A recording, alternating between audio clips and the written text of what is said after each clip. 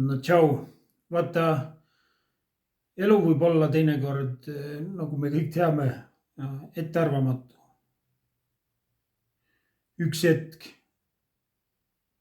võid olla mäetipus, teine hetk võid olla orus, jah.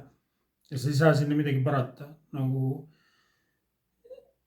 tihtipeale sellised asjad, no meist olenemata võivad juhtuda ja elu sätib mingisugused tingimused nii, et see ei sõltu nagu sinust ja sa võid teha isegi kui sa teed kõik raamatu järgi ja õigesti, võib ikka elu võib tuua sulle sellise treeningu tee peale ette, et sa ise ka mõtled, et püha müristus, mis nüüd järsku lahti läks. Vaata, on üks asi, mida mul nagu väga meeldib tunnistada või mida mul väga meeldib kõrvalt näha. Miski, mis toob mulle kananaha või tibutagi ihule ja niimoodi, et liigutab pisarateni ja kui ma seda nagu kõrvalt näen. Võib-olla sa oled ka näinud ja võib-olla sa oled ise kogenud seda. Vaata, kui elu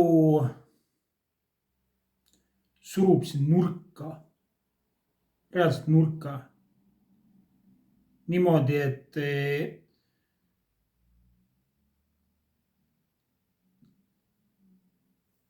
kas siis läbi kaotuste ja läbi mingite asjade väliste, mingite kaotuste ja surub sind nurka, täiega inimene kukub tagumiku peale maha niimoodi, et ratsutab hobusega ja siis järsku hobune teeb mingi äkilise liigutuse ja sa lendad sealt hobuse otsast maha niimoodi, et veered siit igalt poolt muljutud, küll mingid ribid võib-olla katki, küüleni tolmune ja siis oled seal maas piltlikult öeldes nii-öelda. Ja siis sa oled sunnitud nagu kohtuma nagu tõelise pimedusega, nagu tõeliselt, sa oled nagu sunnitud minema väga sügavale endasse. Sunnitud kohtuma endas või nägema endas mingeid asju, mida sa varem ei näinud, ei tahtnud näha, ei olnud võimeline nägema, ei julgenud näha. Ja siis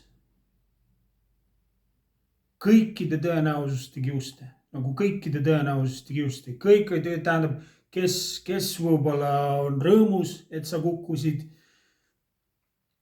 kes kurb.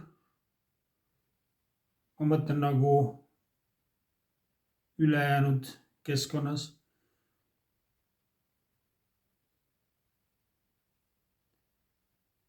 Kes on lihtsalt lootuse kaotanud, maha kandnud. Ja siis kõik asjaolud töötavad sinu vastu, nagu sa korralikult pandi sind proovile. Ja tead, mis siis sa kõikide tõenäosuste kiuste tõused püsti. Tõused uuesti püsti, olles kohtunud väga suure pimedusega, olles käinud ära väga süngetes kohtades iseendas.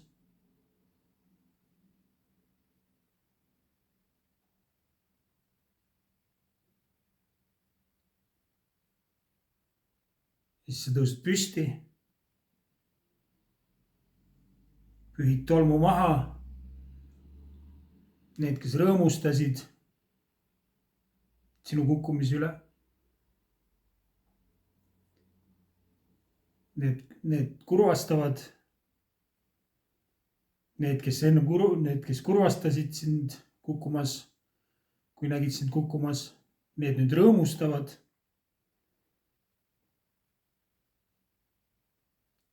ja need, kes olid sind maha kandnud, need saavad inspireeritud. Põhimõtteliselt sellistel hetkedel näeme nagu inimese vaimu tugevust.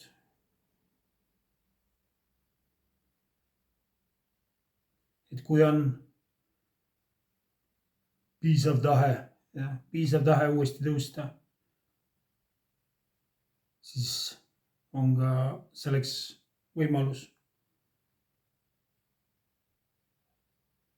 Need tagasituleku lood, need comeback story'd, tagasituleku lood, need on need, mis on hästi võimas tunnistada. Nagu neid on nagu hästi, minu jaoks on neid kõige võimsam tunnistada. Seepärast mul meeldib näha inimesi kukkumas. Meeldib sellepärast, et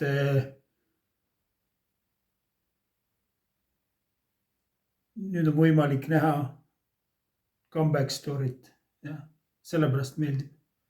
Mitte, et mul meeldib inimest kannatamas näha, aga mul meeldib näha, kuidas ta püsti tõuseb uuesti, kuidas ta tolmu maha pühib, kuidas temast süttib midagi, kuidas ta saab tugevamaks, kuidas ta sai tugevamaks, kuidas ta sai kogenumaks, kuidas ta sai targemaks, kuidas ta sai arukamaks, kuidas ta sai küpsemaks tänu sellele.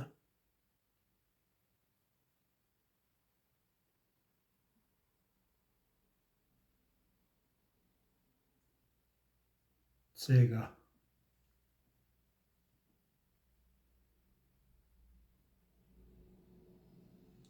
ei tasu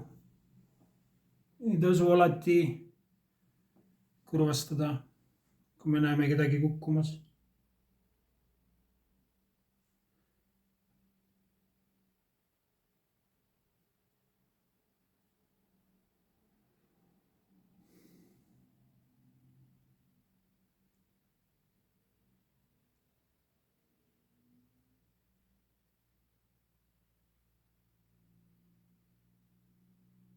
Ja see võib juhtuda igaühega. Ma räägin, see võib juhtuda igaühega. Kunagi ei tea. Me arvame, et kõik on paigas ja järgmine hetk on turvaline või homne päev on turvaline ja kõik on teada ja kõik on paigas. Aga siis tuleb väike maavärin, väike raputus. Ja illusioon puruneb. Ja nüüd on võimalus tugevamaks saada.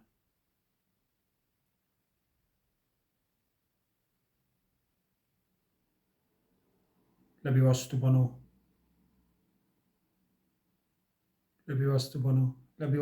saab tugevamaks.